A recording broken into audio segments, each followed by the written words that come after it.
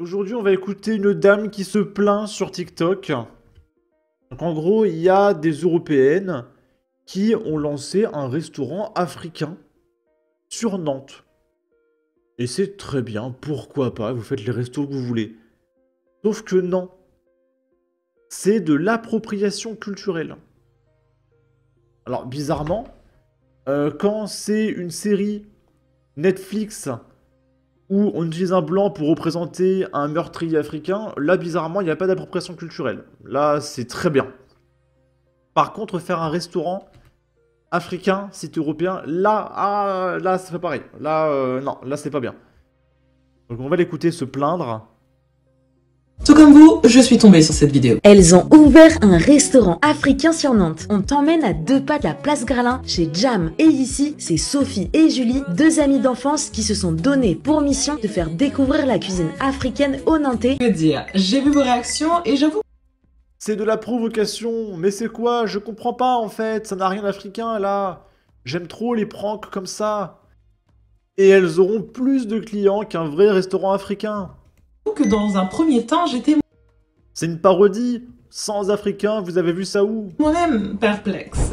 Mais en vrai, notre problème, c'est juste qu'on n'est pas assez concentré, les gars. En fait, cette vidéo, elle est géniale et elle enrichit la communauté. Oui. Mais comme on n'est pas assez concentré, on l'a pas vu venir. Déjà, oui, il y a de l'appréciation culturelle dans cette histoire, c'est clair.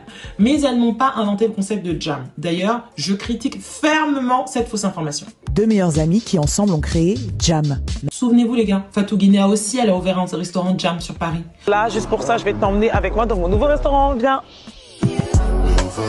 Tout simplement parce qu'il s'agit d'une franchise. Donc le concept des pokés africains vient de la franchise. Ni Fatou, ni Sophie, ni Julie n'ont inventé ou dénaturé quoi que ce soit. Chaque fois que vous consommez dans leur resto, ce sont 3 têtes bien noires comme on aime qui sont gagnantes. Parce que oui, Jam, c'est tout simplement un black-owned business fondé par Kader, Sidiba et Audrey. Donc c'est pas grave, parce que les propriétaires sont noirs. Et du coup, si les salariés sont blancs, c'est pas grave, parce que ça enrichit les noirs. C'est tellement une vision racialiste du truc, c'est délirant, hein. Quand vous vous insurgez, regardez toujours à qui cela profite. Et dans notre cas, il s'agit bien d'un black-owned business. Je le dis parce que je connais Kader, d'origine sénégalaise et gambienne, et qui est aussi le CEO d'African Group du restaurant. Je suis dégoûté tellement c'est raciste, hein. Franchement. Ça me fait penser à un truc. C'était cette vidéo.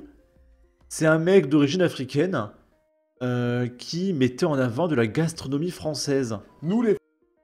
Et ben moi je trouve ça très bien. Il n'y a pas de oui, mais la franchise, vu que c'est un blanc, du coup ça enrichit les blancs, du coup c'est bien, mais on s'en fout en fait. Qu'est-ce que c'est que ce raisonnement raciste? Nous les Français, on a quelque chose d'extraordinaire que le monde entier nous envie. Le fromage, ce beau fromage de Haute-Savoie. Ah, l'odeur est pas instagrammable, mais regardez, magnifique. C'est une raclette à l'ail des ours. Et là... Ah, vous voyez, moi je trouve ça génial.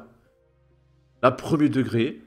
Moi, j'aimerais voir plus de gens comme ce monsieur faire des restaurants, renifler du fromage et me dire putain, regardez-moi ce fromage français et tout, c'est quand même une dinguerie. Regardez cette baguette de pain française. Moi, j'aimerais voir plus de trucs comme ça en fait.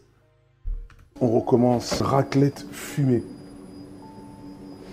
L'odeur vraiment exceptionnelle. Un pur régal, accompagné avec une bonne charcuterie. Si vous savez pas où aller pour la charcuterie, j'ai une bonne... Regardez, on y est déjà. Notre charcuterie maison pour accompagner ce fromage extraordinaire. Je pense que ça fera un très bel assortiment, un très beau couple. Je vais vous présenter un petit peu ce qu'on a avec notre mortadelle, notre chorizo, jambon de poulet, jambon de pintade, salami aux olives, bacon de bœuf, mortadelle, salami au poivre et saucisson sec. Vraiment, j'insiste, ce fromage est vraiment dingue.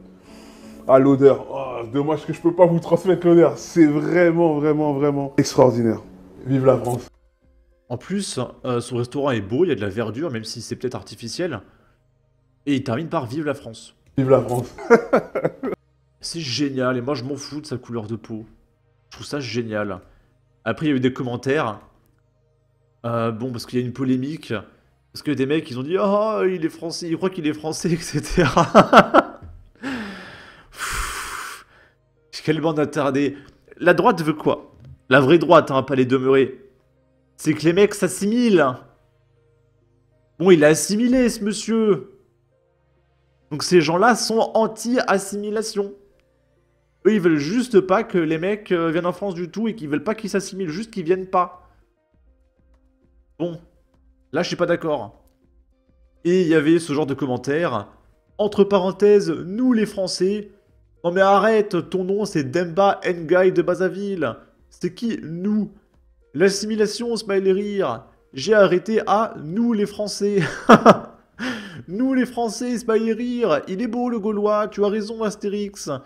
Donc là, eux desservent complètement la droite. Parce qu'il y en a qui essaient de faire un travail d'assimilation et de te dire que si les mecs viennent dans notre pays, qui respectent nos lois et qu'ils aiment la France, il n'y a pas de problème. Et à côté, t'as des demeurés comme ça, qui, pour le coup, peuvent être racistes, tu vois. Parce que peut-être que le mec, il réagit à chaud parce qu'on est sur les réseaux sociaux, donc peut-être que le mec... voilà, il a pas trop réfléchi. Mais il y a sûrement des racistes dans le tas. D'accord? Et donc forcément, après, à cause de ces gens-là, la gauche se saisit de l'affaire. Donc regardez, ça fait 8 millions de vues. Il y a un Français sur 8 qui a vu ça. Donc forcément, la gauche se saisit de ça. Regardez, les heures les plus sombres, l'extrême droite. Et la gauche en profite, hein, regardez. Mais l'extrême droite, vous avez pourtant assuré que ceux qui s'assimilent, travaillent et aiment la France, il n'y a aucun problème avec eux. Voilà. Donc merci aux droitards hein, qui salissent notre combat, ça fait plaisir. Et on va terminer la vidéo par un autre genre de commerce. On est à Paris, dans le 18e arrondissement. En plus de la violence, la rue Marx d'Ormois, surnommée Kaboul City, pour sa présence massive d'Afghans, fait face à un autre fléau, les commerces de façade, soupçonnés de blanchir l'argent des trafics.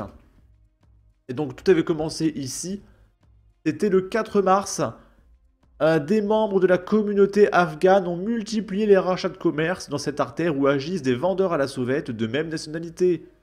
Selon nos informations, police et justice s'intéressent aux conditions d'acquisition de certaines de ces boutiques. Ils s'affichent en vitrine, dans la porte d'entrée, à l'intérieur près de la caisse ou entre les rayons. Dans le haut de la rue Marx d'Ormois, artère populaire du 18e arrondissement de Paris, l'Adidas Arena, des drapeaux afghans, etc., ont fait leur apparition au sein de nombreux commerces. Selon notre décompte, 21 boutiques, épiceries, boucheries, coiffeurs, téléphonie mobile, fast-food, bazar, se sont mises à une vitesse éclair aux couleurs de ces bannières noir, rouge, vert, en tissu, papier, pagnon ou autocollant, donc le drapeau afghan. Donc c'est une ville qui est complètement afghane. Ils cohabitent parfois avec l'étendard tricolore français. Et souvenez-vous, il y avait eu un affrontement entre une dizaine de migrants afghans en pleine rue, sous les yeux des riverains et des automobilistes. Du coup, forcément, dans une ville afghane, comment vous voulez que ça se passe bien hein, l'Afghanistan, je veux dire, fait partie du top 3 des pays les plus dangereux du monde. Le top 3, ça doit être Afghanistan, Syrie... Et après, je sais pas. Pakistan, j'en sais rien. Bangladesh. 19 mars, dans la rue Marx d'Ormois, les boutiques télécom s'enchaînent. Certaines sont totalement vides, n'accueillant quasiment pas de clients et aux vendeurs absents. Presque aucun commerce ne vend de biens alimentaires. Ce quartier fait l'objet de beaucoup d'attention de la part de la préfecture de police, qui veut lutter contre ce que l'on appelle des commerces de façade, des commerces fantômes soupçonnés de servir à blanchir l'argent du trafic de stupéfiants. Dans cette rue, aux boutiques fantômes, Gisèle garde le moral. Imaginez la vie de la pauvre petite Gisèle, 70 ans, qui vit dans un quartier totalement afghan, quoi, avec des batailles d'Afghans à coups de machette en pleine rue le mardi. Ça doit être terrible. Je suis terrifié pour Gisèle. Hein. Mais cette habitante de la porte d'Aubervilliers, qui vient régulièrement ici, constate le changement. Ce ne sont pas des commerces de bouche comme on veut, des vrais commerces de proximité. Et là, je vois que ça a encore changé ici. Je ne comprends pas pourquoi. C'est surtout des Afghans qui reprennent les commerces. Pour moi, ce n'est pas clair. La retraitée regrette le Paris des années 70, où elle avait tout à disposition. D'autant qu'à ce problème se rajoute souvent celui de la violence. Il y a quelques mois, une cinquantaine d'Afghans se sont affrontés en pleine rue lors d'une rixe très violente. Sur ce, n'hésitez pas à donner votre avis, votre opinion, à partager, liker, commenter, ça aidera au référencement de la vidéo sur YouTube. Abonnez-vous, suivez-moi sur Twitter, prenez soin de vous, salut!